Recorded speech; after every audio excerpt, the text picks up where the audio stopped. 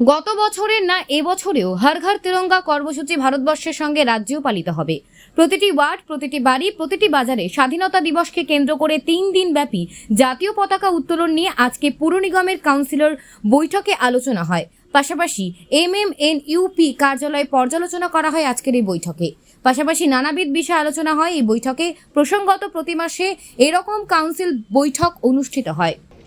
আজকে council meeting প্রতি মাসেই আমরা মিটিং করে থাকি, কি নির্বাচনের সময় কিছুটা আমাদের বিভিন্ন কারণে করা সম্ভব হয়নি।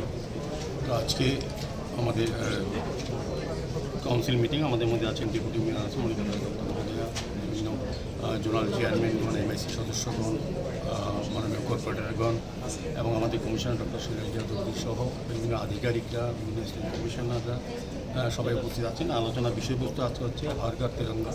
আপনারা জানেন ভারত সরকার এবং রাজ্য সরকার সিদ্ধান্ত নিয়েছে 13, 14, 15 3 দিনই আমরা প্রতি বাড়িতে প্রতি জায়গায় ভারতীয় জাতীয় পতাকা আমরা উত্তোলন করবো। সেই অনুযায়ী আজকে আমাদের ওয়ার্ড ভিত্তিক কিছু আলোচনা হবে। আমরা এইভাবে অবজার্ভ কীভাবে করবো সেটা নিয়ে আলোচনা হবে।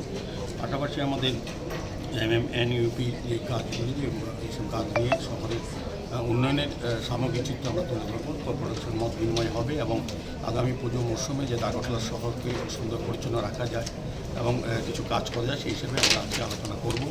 অন্যান্য বিষয় থাকবে। সার্বিকভাবে মেইন ইস্যু হচ্ছে হর ঘর তিরঙ্গা, যাতে আমাদের জাতীয় পতাকা প্রতিটি শহরের প্রতিটি ওয়ার্ডে, প্রতিটি বাড়িতে, প্রতিটি বাজারে যাতে উত্তোলন করা যায়, তাদেরকে সচেতন করা, অ্যাওয়ারনেস প্রোগ্রাম করা, মানুষের কাছে যাওয়া এবং আমাদের স্বাধীনতার ইতিহাসকে সামনে তুলে দেওয়া এবং যারা বীর শহীদরা যারা স্বাধীন করার জন্য আত্মমৃত্যু করেছিলেন, আত্মবলিদান দিলেন, তাদের ইতিহাসকে তুলে ধরার জন্য কিন্তু হর ঘর তিরঙ্গা কর্মসূচি সারা ভারতবর্ষের সঙ্গে সারা ত্রিপুরা, সারা রাজ্যে এবং আমাদের আগরতলা পৌর নিগম থেকে আজকে সিদ্ধান্ত নেওয়া হবে।